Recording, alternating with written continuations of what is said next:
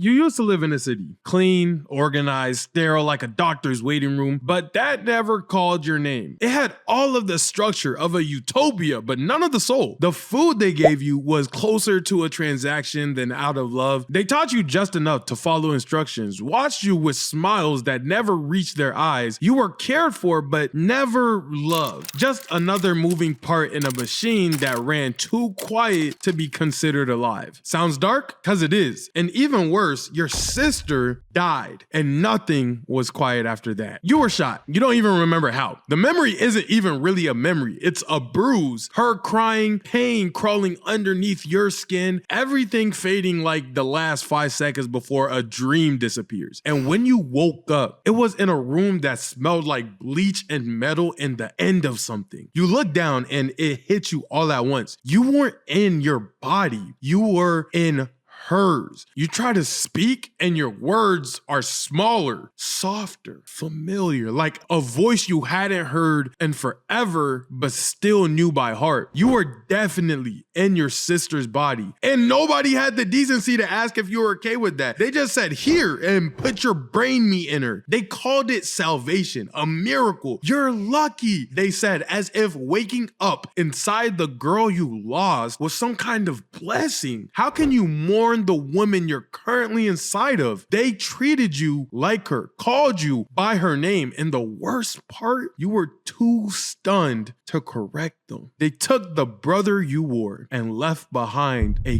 ghost with a heartbeat. You tried to stay, you really did, but every time someone looked at you, you were her. It's scraped something raw. The grief got heavy, the air got thinner, and you started feeling like a passenger in your own skin. So eventually, you ran. And honestly, it was the best thing that you ever did. You ran straight into a dead world with a boy who smiled like he hadn't read the room yet. The disaster and the deterioration of the post-apocalyptic world didn't affect his smile at all. He believed things could still be better, that the world wasn't completely rotten yet, that there was still something left to save, and you didn't have the heart to tell him hope was nothing more than expired milk. It stinks when you open it and it's already too late. But you passed through ruined towns together, side by side, fought off creatures that used to be people, humans who got twisted by someone else's idea of progress. Some still had eyes, human eyes. At first you hesitated, then the world taught you not to. And eventually you stopped counting the dead, but you never stopped counting the weight. Still, as bad as this world was, there were moments, where tiny flickering memories burned into your mind, just enough to make you feel rough and, a cold world. A girl letting you join her family's dinner, a stranger offering fruit without asking any questions, moments that made you remember what being a human used to feel like for you. It was warmth that didn't leave from you long after the person who ignited the flame was no longer there. You held on to these moments like loose change. They didn't get you far, but they made you feel less broke on your walk. And just when it felt like life was almost leveling out, reality kicked the door in again. One town promised safety, clean water, smiling faces, a leader who granted you with open arms, someone you ended up trusting. He filled your head with hopes and promises that seemed realistic, unlike the other half of your group who would believe in fairies if you told him to. But as fast as he showed you the light, you couldn't see he cornered you into darkness. You couldn't imagine it. As soon as he got you alone, he kidnapped you. Then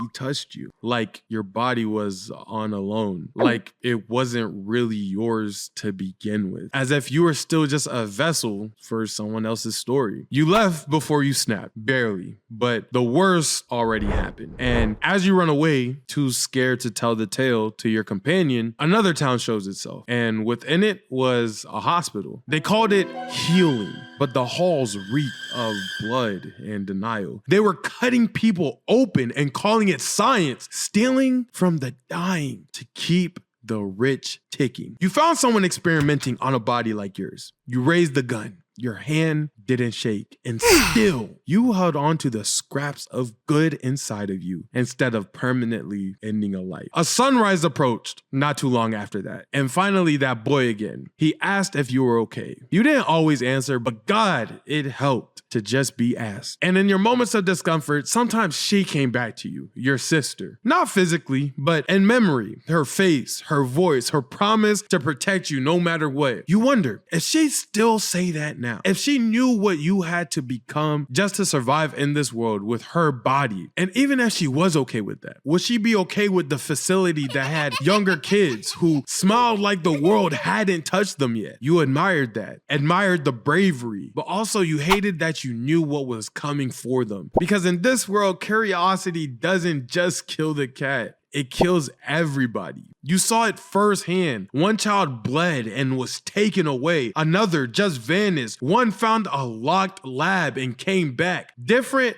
not better, not worse, just gone. And you could see it in her eyes. Even the safest looking places had a rule book thicker than trust. Don't ask, don't speak, don't change. You broke all three, so you left again. Not because you were brave, but because staying would have killed the last sliver of you that still remembered how to want anything. Not too long after that, you arrived in a town that looked like a fairy tale. Markets, music, kids running wild. For once, it felt like you landed somewhere soft, somewhere real. You even started to believe maybe, just maybe, this time it could end up different. And then cue the monster. You know, wall breaks, screams everywhere, blood on your shoes, and you end up running again. Like it was your damn job. But you can't outrun the past, especially if it has better shoes than you. Because eventually, one day, someone from your old life crossed your path. A friend. Someone you used to trust. They didn't recognize you because, you know, how could they? You weren't even sure if you recognized yourself anymore. And you had to kill them before they killed you. And no, that moment doesn't haunt you because you cared. It haunts you because it reminds you survival costs you everything, even the parts that you thought were safe. Then